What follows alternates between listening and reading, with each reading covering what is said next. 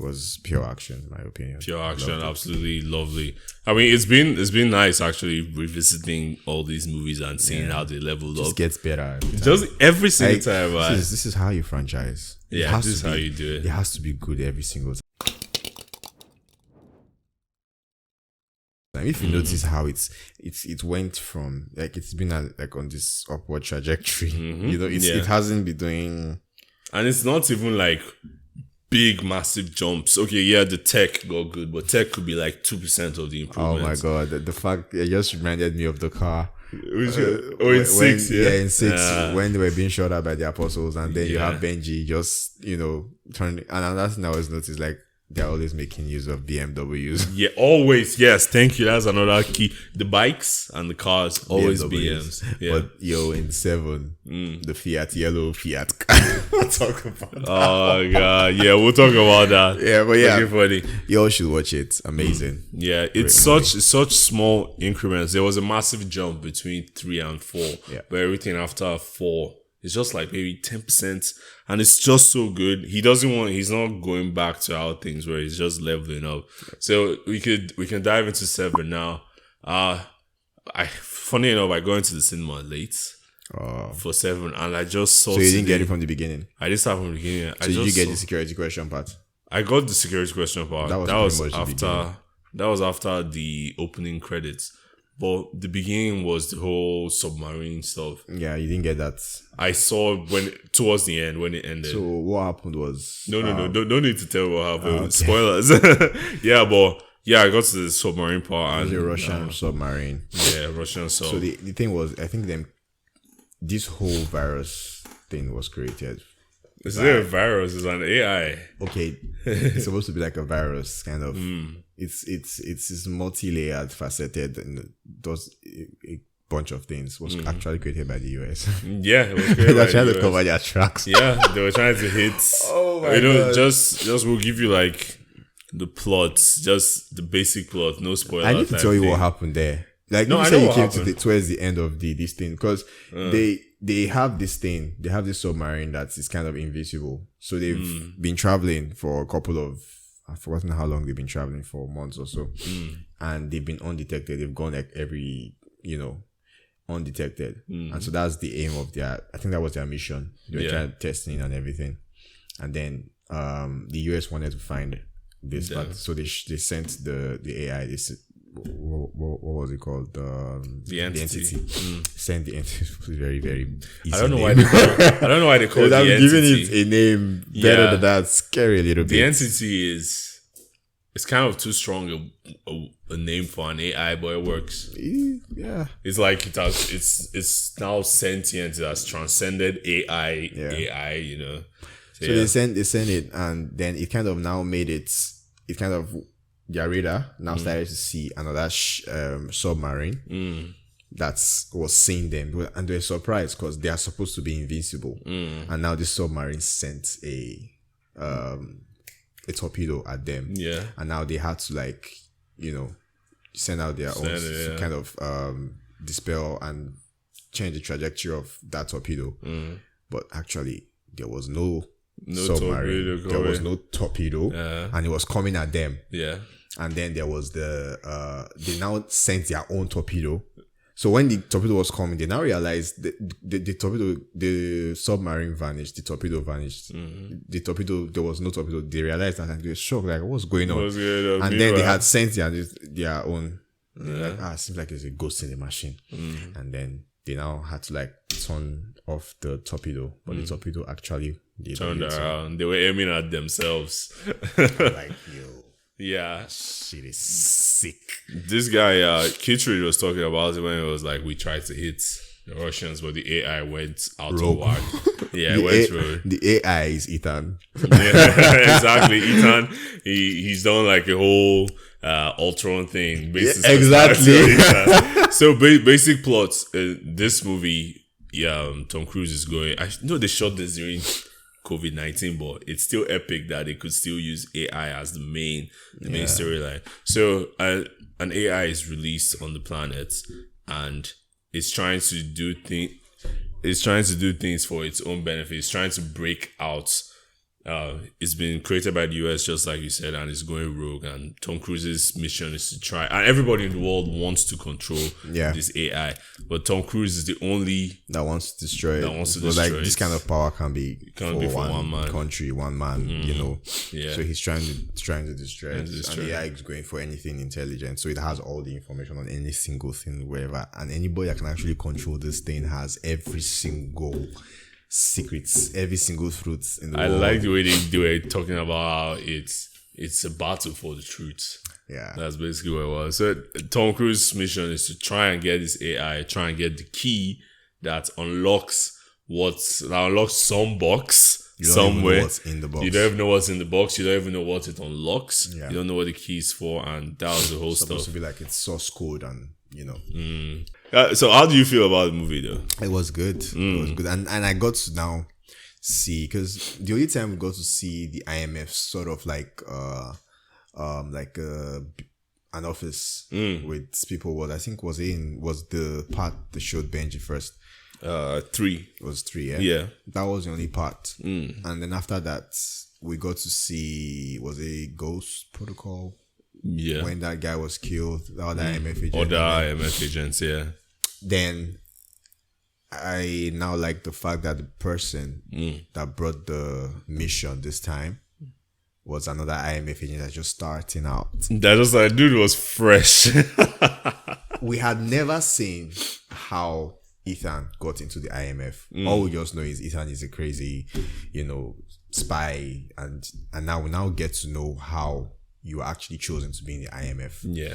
You have to be good at something terrible, someone maybe cross paths with someone, or an IMF agent. IMF just has you on their radar. You have to be born beyond recognition. They will give you the choice to either join the IMF or you spend the rest of your life in jail.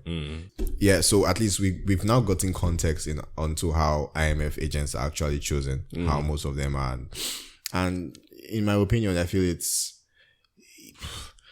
how good is an agency that is kind of made up of freelancers, bad eggs. Of bad eggs. That's the word. You have to have been doing something terrible. All of them say that they were, maybe Luther was hacking into something and stealing a lot of money, or Benji was maybe jacking cars or jacking. It can be anything. I'm just saying, And then we have Grace, who is a thief. Yeah. Why didn't they give what was her name in was it part 2? Yeah. Why didn't they give her? Because she was a thief, yeah. Tandiwe, yeah. Yeah. Why didn't they give her the choice? The choice. I think they're building up to this point. They probably didn't even have this idea back then. Probably is new. Yeah, it's probably a new thing. It's an added element. They've been an opportunity to put her in. She's a good. Bring her back or something. Yeah, all of that. And movie was really clever, man. The movie was really clever. If there's something that I really noticed was the change. The same director, what's his name? Christopher Jagelski? Christopher McQuarrie. Christopher McQuarrie, yeah. Same director, but he changed up his style in this one. Did you notice this movie felt really personal? Why do you say it like that? I don't know how to put it. Why do you say it's personal?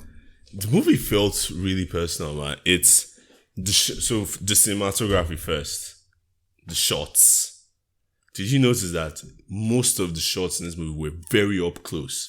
They were like this. They were just headshots. Yeah. Basically, even the driving scene, obviously it's going to be in the driving, there's going to be like a camera right there by the side. But normal standing shots, you see Tom Cruise in the only shots, and then you see Hayley Atwell the same way, you see Rebecca Ferguson the same way.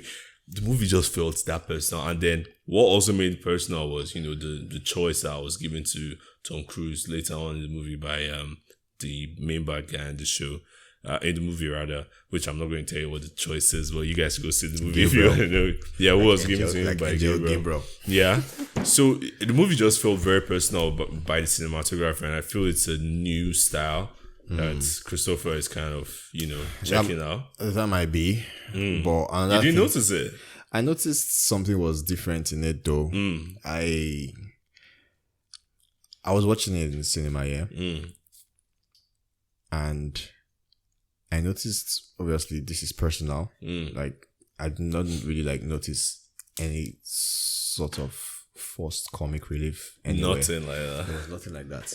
There were a few bits and pieces that were funny, but those were not forced. Yeah. They were not even, they didn't even seem like they were meant to be.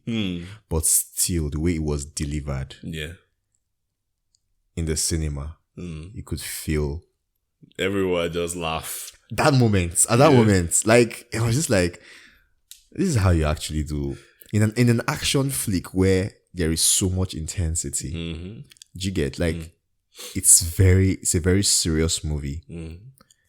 I think the movie should also portray that level of seriousness as well. Yeah.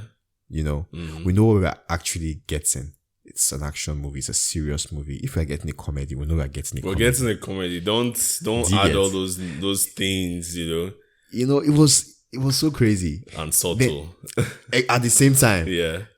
And then when we get to the train scenes, obviously, those were mad. That train scene was mad. It was mad, yeah. G gets. I'm not going to be screaming and, you know, but then I could hear some people at the back screaming and like gasping and just putting their hands in their mouth because they're like, is he going to make this jump or not? It was the same reaction at View Cinema.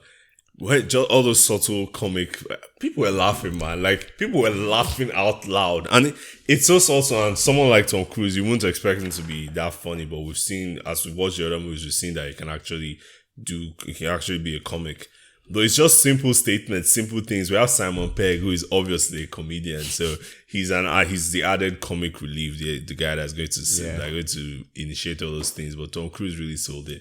And then just like the train scene as well, people were like, "Oh, I'm sure they probably didn't see the video on Instagram." They didn't, yeah, obviously, because I was just like, oh, there was that scene where they went in the train when the train was going up and coming down. Then you see Tom Cruise and they're actually floating.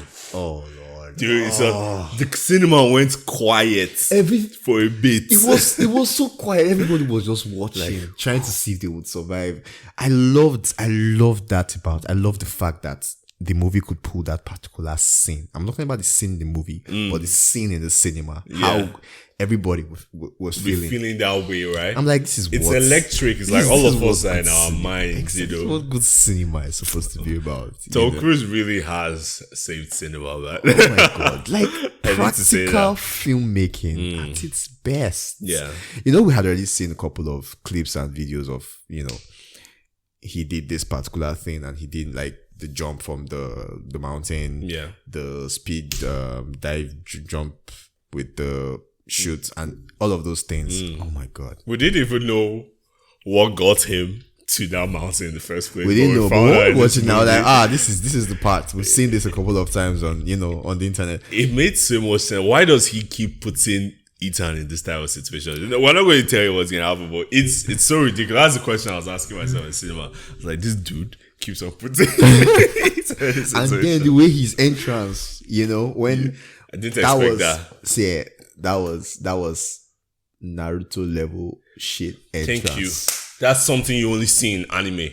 He came at the right time. Just when she was about to be ended. He just came, and where he came was even the saving grace. What happened after he came car. to? He came with the exact car. Exactly. Like, he just came into the exact car. It's I'm a like, freaking Deus Ex Machina. It just reminded me of when Naruto came, when they were about to, when Kakuzu was about to, not even, that was one of them. That was also, there was also when Kakuzu was about to end Kakashi. Kakashi like ended like two or three of Kakuzu's hearts then. And then you have Naruto coming at that time, him and Yamato. Like, just cutting it quite close. It's a Deus Ex Machina. It's like a situation where they are supposed to be ended and then the creators just give like a saving grace, you know, at that point. Yeah, that was exactly what it was. But this movie was really good. The comics, I think we can spoil this part, the whole yellow car scene. But man, I laughed so hard. When I saw the car, first of all, it felt like something out of a Wes Anderson movie. Sorry, I just have to say it. Really? What part? The yellow car. Oh, the yellow car. Okay, there's always this thing with very small stuff, vehicles, and then the color as well. It was yellow. I'm like, this is Wes Anderson, and then it reminded me of Mr. Bean as well. So many things came to my mind because I saw that yellow car. It reminded me of Europe, basically. Yeah, obviously. Where were they? They were in Italy, right? Yeah. It reminded me of Venice Europe. also, yeah. Yeah. So which is normal. Yeah, but I'm just like saying the things that came to my mind when I saw it. Wes Anderson, but Wes Anderson came to my mind, and then Mr. Bean came to my mind. It just reminded me of his car. But this is Ilsa doing Ilsa things again. She came again, just one. I'm like, yo, girl, take a breather. It's not Ilsa's fault at this point. It's Ethan's point. I was just like, this dude keeps on, risking his life for this woman, and I know she saved him in Ghost Protocol, right? But he wouldn't have been in that situation without her. No? Sure. If it's just me, if I'm just saying it. She did the same thing for him in Fallout. She saved him, John Locke was about to whoop his ass. But I'm sure they would have found a way to get out of that situation themselves. I feel these women are holding him back. All the time. Somehow he has to find a way to now choose them over. It's just crazy. And he's the type of person that puts people's lives above his own. So I feel they're just taking advantage of him at this She's point. always just coming and just doing something. Wrecking shit, man. Always. Like, the beginning is like your friend again. She has shown up again. She has started doing Ilsa things. I've put money on her head. They are going to finish her. And now he has to find a way to get to her before they do so he can save her. And then there was this sandstorm again. It reminded me of, was it part 4? I can't remember. Was it part 4? Ghost Protocol. It reminded me of that again. I was like, my boy has been in a sandstorm before. Don't worry, he can handle himself. Man. But yeah, that was an epic scene as well. Then you have her shooting with her sniper and all of that. That scene was wonderful. Through a sandstorm, epic. Freaking epic, man. Yeah, just bring it back. Since they are bringing back old people, let's bring one of the oldies. They brought back old people and they brought back old tricks. Yeah. Right? So the whole running through the chapel, like we mentioned in the MI6 review, it was an exact shot of the Shanghai run. And there was another one. I think the running on the top of Abu Dhabi Airport was the exact same run from Fallout, right? And there was another one that was there. It's can't remember. The same run because the same person doing it in the same way. Yeah, so it's always looking very similar. But those things, familiarity, it's just. Was it him and when he was chasing Grace, or when both of them were running? She was when he was chasing Grace, she was kind of almost running like him. Thank you. I was like, what's going on? Not tell me that she's keeping up with Tom Cruise. Yeah, I felt she was an amazing addition to the team somehow. I just felt she was just very. I just love Haley Atwell. It's Haley Atwell. Come on, she looks so good in this movie. She looks really good, and she actually played the role really well. You could see that she's not this, and you could still feel the fear in her. She was so scared, man. Yeah, she was vulnerable. So scared. She didn't just like, I don't know, Tandiwe gave us that same vibe. Yeah, but I feel exactly. She gave that same vibe as well. She's like, promise me you're going to show up, my guy. You see, it's such a wonderful movie. You could now see that I'm like, God, they made it so difficult for him to show up. This guy will keep, and somehow that's the impossibleness about the movie. You could see Benji. Yes, just keep moving straight, boy. Keep going straight. And when you finally got there, I was like, yes, you're actually there. Like, you didn't tell me. I know. Yeah, the movie was great. I mean, freaking 9.5. from my 10, man. It was amazing. And then you have Luther saying Luther things. No one safe from Phineas Freak.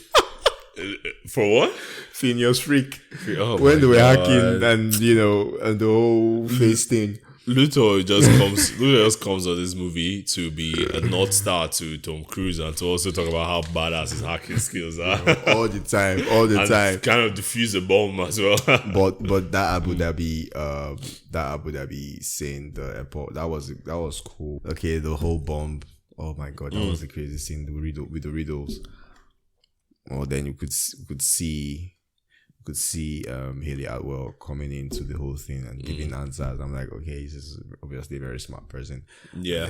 Who was this? What's her name? The new addition in the movie. from this girl from Guardians of the Galaxy. She was just amazing to watch. I like her. She was very good. I always like seeing her. I don't know why. Plum Clementif. I just love seeing her all the time. Yeah. I don't know. She has this thing that she does when she's in the movie. She has there's a way she always gives her character this added layer of what's the word? She just gives her character this oomph. There's just something she gives to her character. She was insane in this movie. Like, there's just something she does that just gives her character some very different vibe from the rest of everybody. And I'm so glad what happened at the end. She did not, you know what I mean? I'm glad because I need to see more of her. Yeah, we do. I'm sure she's going to be back. Yeah, obviously she's going to be back. And somehow she's going to still take that whole... The choice. The choice as well. Yeah. And then... She's a French actress. Yeah, she was... I could hear most of the French. Very nice. And it was quite easy. You could hear my guy. It was in 6 Fallout when they had just gotten Lane and they were about to put him in the car, the old BM. Yeah. And then there was this female cop. Oh. And then you have it was French. He was speaking French as well. And you know, when they shot hand, you know, all of that stuff. I was like, he was like, je suis désolé, very American, like, very freaking American, like, je suis désolé. You know. Yeah. And yeah, I like that extra added bit, and I loved seeing her in the movie as well. Yeah. She was epic. And like you could see they had to. Normally, everybody's trying to digitize all their records and their data, and now you now have everybody. They're not trying to do the reverse. Yeah, everybody's over the typewriter. They had so many. I'm like, oh my god, this is crazy. This is the fear. You know, once anybody can put you in this state, fear them. I love how they showed us the dangers of AI, but the movie wasn't. It didn't really. I don't know how to put it. Someone built this AI. Where is this person? I don't know, but they don't have there's no shutdown. Just like the thing you said about Ex Machina. Yeah. There's no button. Just press kill AI. Yeah, they said the only way they can do it is to get the source code. Yeah, get the key, whatever. But yeah, I'm just like, I'm saying. It might have been a team of persons. It might be a team of persons, but at least... That's just something else they can add to part 2 and 3. Yeah, right? like maybe we have to find someone that, you know, even if they find it, they still need this person to actually, you know. We have Luther. We have Luther going up. Sorry, we have Luther going up saying, he has to go find it, blah blah blah, and all of that. I'm just like, no, Luther was like, it's shutting down satellites faster than I can hack them, and I'm like, no shit. It's crazy. Surprised. I'm like, he's actually surprised, like, damn, I can't believe this. But then, yeah, like, so I was saying, the AI, the movie is a movie about AI, but it's also not about AI. Yeah, you know, it's showing us the dangers, but it didn't feel too weighed upon like all these, you know, new movies about it. Like, I think maybe we'll see more of the power of this thing in the second part. Right now, I was just doing very basic things. It was trying to not overdo its things. If you notice what they said, it's like when a thief comes into your house, just smashes things, but does not steal any stuff. Yeah, it just comes in, leaves a trace where you can see it. Like, you know what, I was in here, just letting you know. I don't feel it wants to. I will be back. It's gonna be back. It's going to be back. Yeah, like it's. I think in the second part we're going to see more of it doing its crazy stuff. You get? So I think we should look out for that. It's just something that could be built on in the next part, which I love. Yeah, pretty epic movie. And if you noticed, I don't know if you remember the part when they're trying to explain to this guy, the head of the defense guy, and national intelligence. Yeah, I was like, what's the IMF, the World Bank? I was like, the International Monetary Fund. Impossible Mission Funds. My God. Oh my God. He thought, he was like, you're kidding me. Like, yeah. No, we are not. Like, Ethan is just a maniac, in my opinion. How he came in there, and how then have Kitchut asking him, how are you going to get out of here? And then just put on the mask and looked at him. Epic stuff. My guy. Yeah, Luther to Ethan. You are playing 4D chess with an algorithm. That's a quote. Luther is some Zen Buddhist. A Zen Buddhist hacker. But yo, Grace, I don't want to use this word and I'm not going to use it, but Grace she's just something else. Like, every single chance she got, she betrayed Ethan. Ethan saved her so many times. And next thing, she's zooming off. And Ethan keeps on going after them. I don't get it. It's all this knight in shining armor thing. And all of them just... He's a spy, for Christ's sake. All of them just seem to always like him somehow. To be a spy, you have to be morally flexible. But it's like trying to push a car. It's trying to push your dead car, right, forward, but you have 10, 20 kgs tied to your back. Like, you're always drawing him back. And every single time. Like, he strapped them onto himself. If she had just cooperated from the beginning, a lot of stuff would have gone so easy. Like, any chance. But it wouldn't have been a movie. I know. But every single chance she gets, that just shows the kind of person she is. Every single chance she got, she just betrayed. Every single chance. And all the time he was able to get her out of a jam. The next thing like this, she's off. She nearly killed. You know, she nearly killed him like twice. Yeah. The train was one. I was just like, how is this guy going to survive? This girl is evil. And she didn't even just like put it somewhere you can just speak it. She just threw the man, girl is crazy, honestly. Yeah. But I love the Haley Atwell in this movie. I knew Kitchid was the buyer.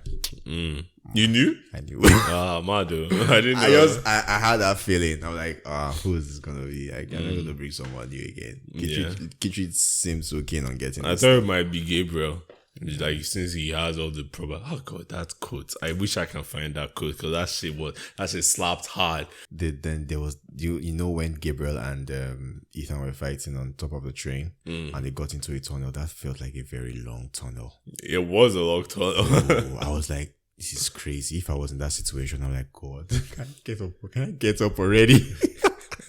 It's the way they were moving, just to like not get scraped sick by the top. Oh no, it was sick. It was epic. The whole train fight was lit. The whole train crashing, seeing it in the movie, seeing it on the big screen was mad. And knowing that these people actually put in the work to get it done.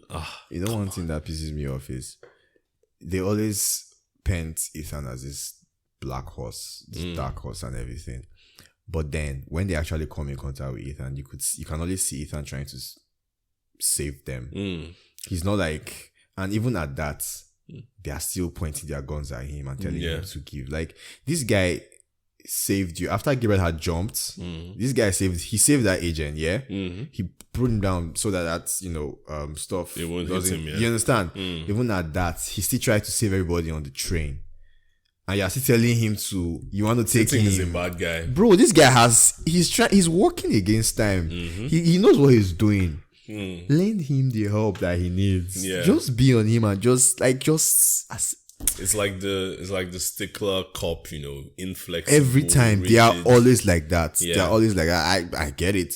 But the partner of the CIA agent from the beginning was saying, what if he has a good reason for doing this? He's like, I'm like, this is someone that's from the beginning sees the picture.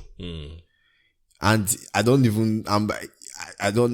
I won't be surprised if he's part of the IMF tomorrow. I won't be surprised. The black guys?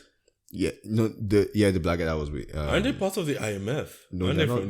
They're CIA. They're obviously Kitch's guy. Oh yeah, they're from CIA. Yeah, those dudes.